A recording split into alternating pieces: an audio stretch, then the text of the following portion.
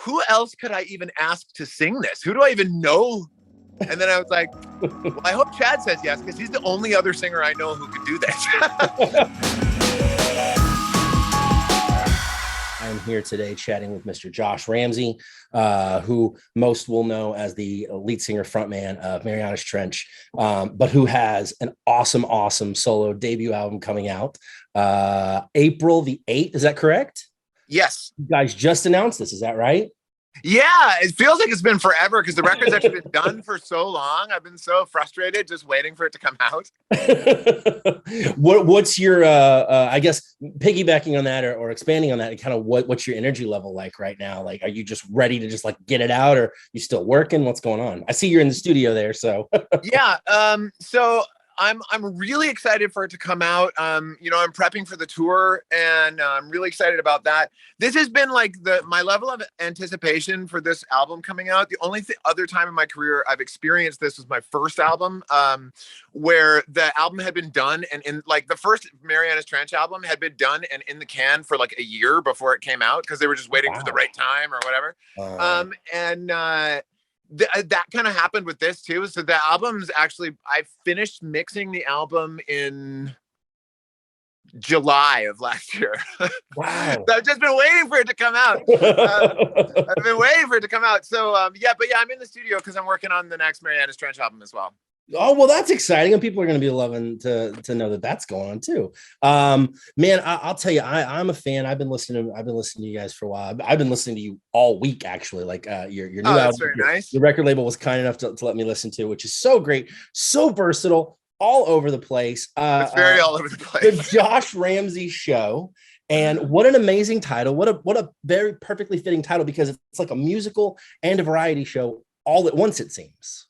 Kind of. It's someone else that heard it said, because stylistically it's so all over the place, it almost feels like another interviewer said it almost felt like a collection of short stories because it's so different, so varied. Okay, yeah. I thought it was kind of interesting. Not that was my intention, but I thought that was an interesting take on it. But yeah, I mean, I really just wanted to, basically when I first started thinking about, I'd always wanted to do a solo record where I played all the instruments myself. So that was always a plan for me one day to do that. But I never had time to do that because I'm busy with Marianas Trench and writing songs for other artists as well and all of that. And then the pandemic happened and everyone was in quarantine. No one was leaving the house. So it was sort of the first, I was like, well, if I'm ever going to do it, now's the time. And then I was like, well, I'm not going to make a Marianas Trench record on my own because I don't think anyone would really appreciate that. So what the hell am I going to do then? And then I was like, well, I work in other genres a lot when I write for other artists. So why don't I just try and do something where each song feels like a different genre? And just get nuts. And because of the pandemic, I also didn't have a deadline. And if I'm being totally honest, I felt like the last Marianas Trench album should have had another couple of songs on it, but there was a deadline and I just didn't have the time to get to it. So this was more like, what can I really do if I have no deadline and I'm just left to my own devices and I'll just lock myself in a room for a year and just get crazy? That's pretty funny. You've released a couple of singles off of the album so far, and I'd love to ask about the song that you did with Chad Kroeger. I'm wearing my Nickelback shirt. Dude, I have been looking for a reason to wear this on camera, let me tell you. So I'd love to know a little bit more about that song, how you guys put that together, how that collaboration came to be. Sure. Chad and I've been friends for a long time. Chad is the co-owner of 604 Records that signed me when I was still a teenager. So we've known each other for a really long time, and we had worked together previously on a Nickelback record that I came in to do just a bit of co-writing. Not that Chad needs any help, but he likes to have a lot of voices in the studio.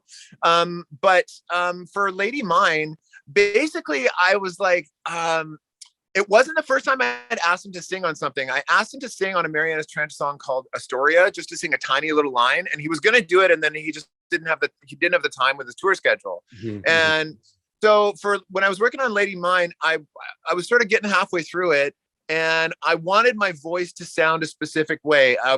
This is funny, but like whenever I get pulled on stage with a cover band, for whatever reason, I always end up singing AC/DC. And So I knew that in the right register, my voice could have that tone.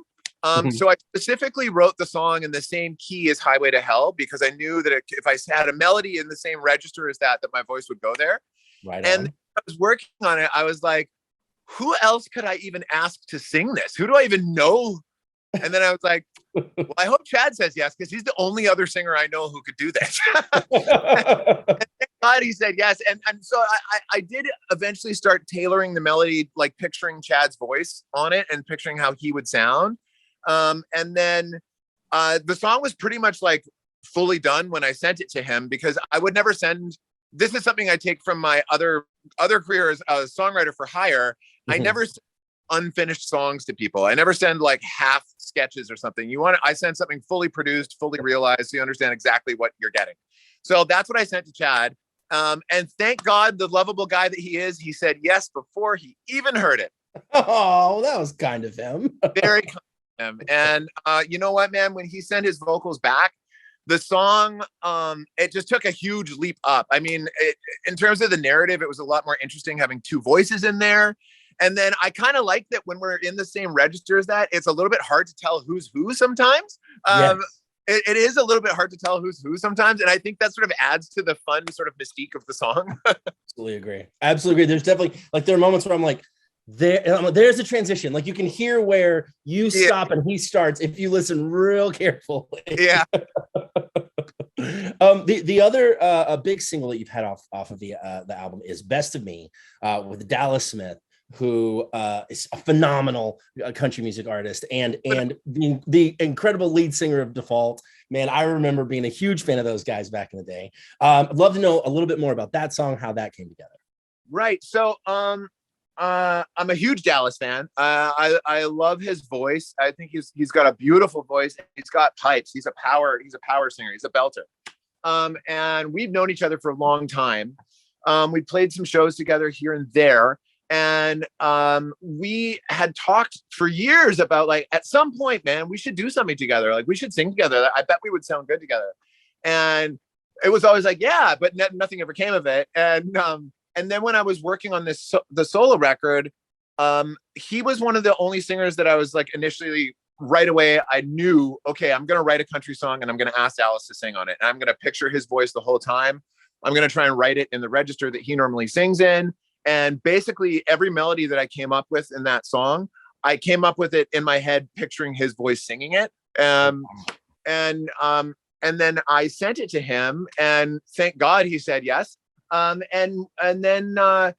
then his vocals took a while to show up. He didn't do it right away. And there was a pandemic happening and there was a lot going on. And then it got to a point where we hadn't recorded his lead vocals yet, but we were scheduled to record a live off the floor acoustic version. And we still hadn't done the real version. So he came in and we did the live off the floor acoustic version. And then I was like, well, dude, you know the parts. We just recorded it. We got the mic set up. Can we just record? Like, you want to just do a couple takes while we're here? And he was like, yeah, sure, man. And he laid down that vocal in about 10 minutes, and it looked like he wasn't even trying. He's so good. He's so good. Well, you guys killed it, man. I mean, that song is phenomenal. Thank you. A terrific song. And I know that, popculture.com readers, we get a lot of country fans. And so I know that that's going to be a big hit with them. You're getting ready. You're amping up for tour. You're going to be going out on tour to promote the record. Yep. Are you excited to be able to get back out there, to get back on stage, to do all that? I mean, it's been a weird couple of years. It has, right? I have a little bit of that night before the first day of school feeling. Okay.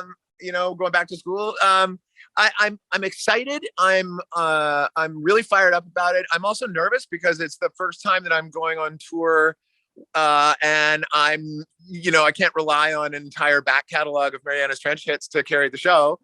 So that's going to be new for me, but I'm looking forward to it.